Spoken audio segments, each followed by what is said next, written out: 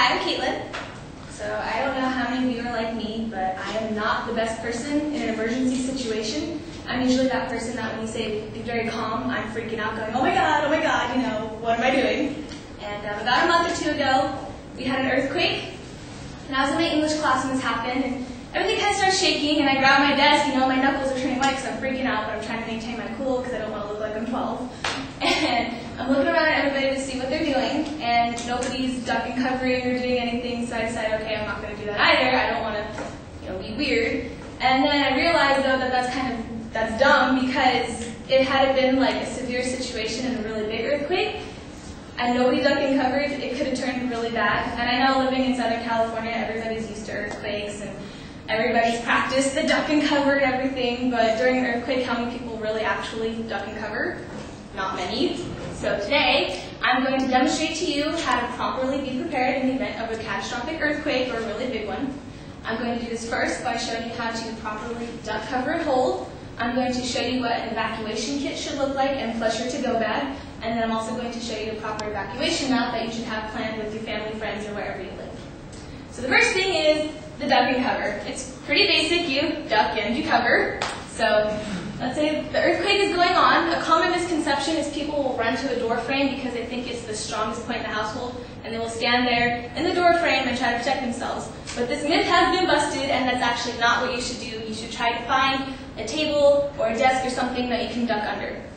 So what you're going to do if the earthquake is going on is you're going to duck, you're going to get under the table, and you're going to cradle your neck like this to try to protect yourself. And if you cannot get your entire body under the table, what you want to do is get from your torso and up under the table. So if it was too tiny, you would want to just be like this and stay underneath the table for the entire duration of the earthquake. Once the earthquake is over, make sure it's over, and then inspect the damage that is done and get out of your house. As you're leaving your house, you want to grab your evacuation kit, and if you can't grab it yet, you want to grab your to-go bag. Your to-go bag should just be a little tiny backpack that you keep next to your bed or in your closet, or in my case, I keep it in my car, so it's just right there. I can get out. What you want to bring in your little to-go bag is just some basic necessities. You want an old pair of shoes. I brought my Spider-Man shoes because they're old. And you want these so when you're running out, you can put them on so you won't step on any glass or anything that is shattered during the earthquake. You want just a little bit of food that's not going to require any cooking or anything, or minimal water, so like oatmeal and granola bars would be really good to bring with you. You also want a map of where you are, just in case you don't know where to go or the closest thing is. You'd like to bring some money with you in small denominations, so you can buy certain supplies that you have. So just bring a little bit of money with you. You want some matches with you, just in case you just if you're not going to be able to go home, you want matches so you can cook the little food that you have. You want to bring toilet paper, just in case nature calls and you don't want to use a leaf. And you want some water with you also, just a little bit to stay hydrated during the earthquake and during afterwards when you're evacuating. And for the sake of sanity, you want to bring yourself a little radio. This is not battery operated, it is actually, you hand crank it. So what you do is you just crank it to get the battery all charged. And the cool thing about this is it has a cell phone adapter, so you can charge your cell phone and you don't need electricity, you just crank it while you're charging your cell phone.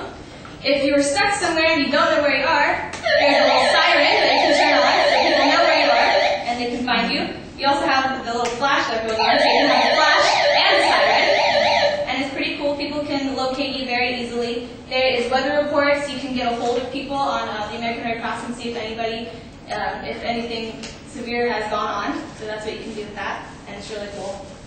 And also it's a good form of entertainment considering probably a lot of electricity will be out. So that is what you should bring in your to-go bag with you when you leave. Also, a little mini first aid kit with just a little bit of Band-Aids and the minimal thing that you can use just to take care of yourself if you cut yourself or scrape your knee or something. So that is what you need to bring with you in your to-go bag. Now, if you are able to actually get your evacuation kit, that is awesome because you will need it. And this is generally only in the most severe cases. Now, I brought a small condensed version of the evacuation kit just because generally they're in big, large containers. I have one at my house, and you'll have sleeping bags and stuff in it, but I brought a condensed version because I couldn't fit a big trash can in my car. Generally what you want in this is some water. You want about 1 gallon per person per day, depending on how long you're going to be out of your house. You want a first aid kit.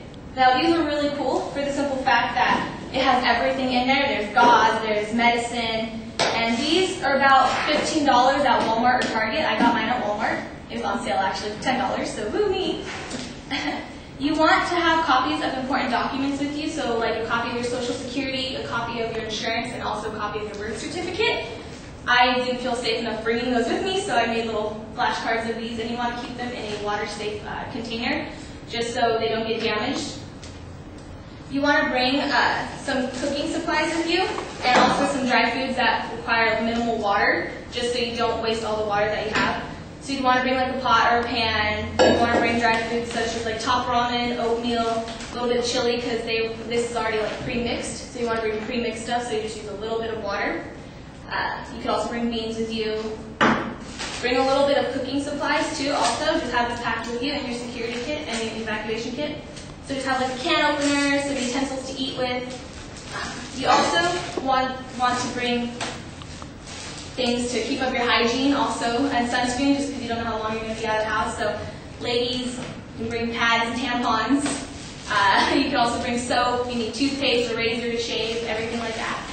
And if you're like me, you have animals, and animals are like a part of the family, so you want to prepare for them and bring some of their food with you too if you plan on rescuing your animals. So bring cat food or dog food, or if you want to save your goldfish, bring fish food, you know. So that's what generally you would have in your evacuation kit. You would also have, in a larger version, you would have sleeping bags, you would have extra clothes, you would have garbage bags for waste disposal, you'd also have larger buckets, so you could put the garbage bags in there to use as a little porta potty, but I'm not going to bring that today. And now that I've showed you what exactly you need to have in your evacuation kit, I'm going to show you an evacuation map that everybody should have planned out with their family. The evacuation map is important just because in the event of the emergency, you want to be able to know where you're going to meet your family or friends or roommates or wherever you guys live. So this is what an evacuation map would look like. It's actually kind of a scale model to my house. And what you're going to want to do is plan out exactly where you guys want to meet. So this actually looks exactly like my house. We have a tree in our front yard, and that is where we want to meet if we can't get out of the house together. And so sometimes something might be blocking the doorway that you can't get out of your room, so you'd want to crawl out of your window, and your window would be a secondary exit, but generally you want to try to leave out of your room, down the hallway, and out of your house with the rest of your family. And you want to be able to grab your to-go bag before you do this and run out and meet your family where you designated your meeting place. And then you're going to get in your car, and you're going to get the heck out of there because something could be going extremely wrong. So in this speech, I showed you what to have in your to-go bag. I showed you how to properly duck and cover to protect yourself. I also showed you what an evacuation map should look like and what you should have planned out for you and your family. So in the event of an earthquake, you won't be like me and panic and not know what to do. So thank you.